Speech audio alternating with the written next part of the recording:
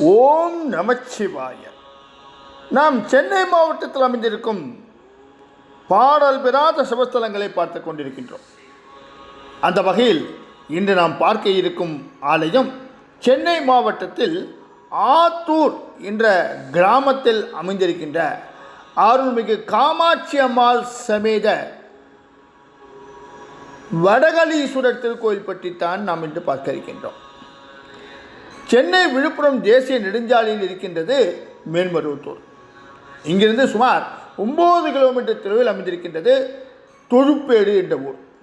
இந்த ஊரிலிருந்து சுனாம்பேடு என்னும் ஊருக்கு செல்லும் வழியில் சுமார் 3 கிலோமீட்டர் தொலைவில் அமைந்திருக்கின்றது ஆத்தூர் என்னும் கிராமம். இந்த ஆலயத்தின் மூலவரின் பெயர் வடகலீஸ்வரர், தாயார் காமாட்சி அம்மா. 1945 மற்றும் 48 வருடங்களில் இங்கு வந்த மகாபரிவார் காமாட்சி அம்பாளுக்கும் வடகலீஸ்வரருக்கும் பூஜைகள் செய்திருப்பது இந்த ஆலயத்தின் மிக சிறப்பான விஷயமாகும். இந்த ஆலயத்தின் விசேஷ பிரார்த்தனை என்ன? நோய் தீர்க்கும் தலமாகவும் அனைத்து தோஷங்களையும் நிவர்த்தி செய்யும் ஸ்தலமாகவும் இந்த ஸ்தலம் இருக்கின்றது. சுவாமிக்கும் அம்மனுக்கும் அபிஷேகம் செய்து புது வஸ்திரம் சாற்றி நேர்த்திக்கடனை பக்தர்கள் செலுத்துகின்றார்கள்.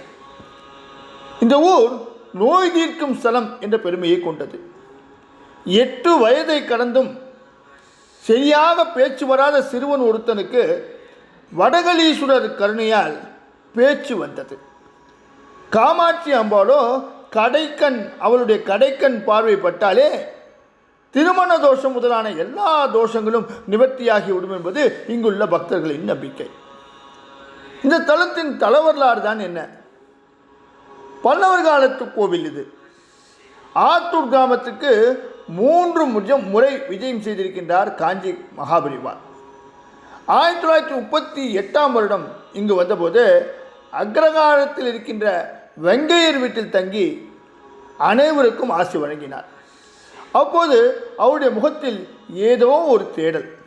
இங்கே இந்த ஊரில் சிவாலயம் இருக்கா என்ன என்று கேட்டாராம். மடத்து அன்பர்கள் ஊர்க்காரர்களை பார்க்க அவர்கள் ஆமாம் என்றார்கள். அந்த கோயிலுக்கு போகலாமா, வாங்கோ என்று சட்டென்று எழுந்த மகாபரிவால் விறுவிறுவென கிளம்பி செல்ல மொத்த ஊரும் திரண்டு அவருக்கு பின்னே சென்றது.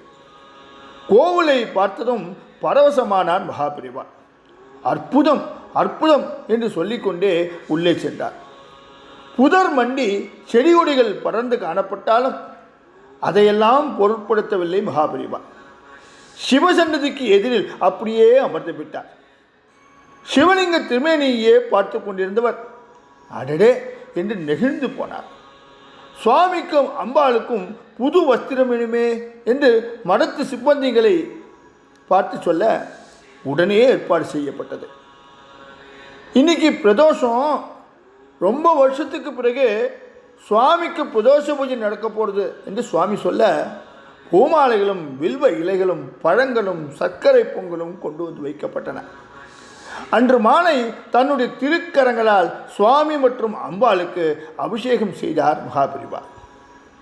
பிரதோஷ பூஜை மிகச் சிறப்பாக நடந்தது.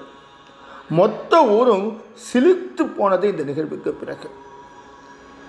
இந்த ஆலயத்தில் பிரதோஷம், சிவராத்திரி, ராமநவமி இந்த மாதிரி பண்டிகைகள் எல்லாம் மிகச்சிறப்பாக கொண்டாடப்படுகின்றன. இப்பேற்பட்ட சிறப்பு வாய்ந்த இந்த ஆலயத்தை நீங்களும் தரிசித்து சிவபெருமானின் அனுகிரகங்களை பெற வேண்டி இந்த உரையை இத்தோடு முடிக்கின்றேன். நாளை சென்னை மாவட்டத்தில் அமைந்திருக்கும் வேறொரு பாடல் பெறாத சிவஸ்தலத்தில் உங்களை சந்திக்கின்றேன். ஓம் நமச்சிவாய.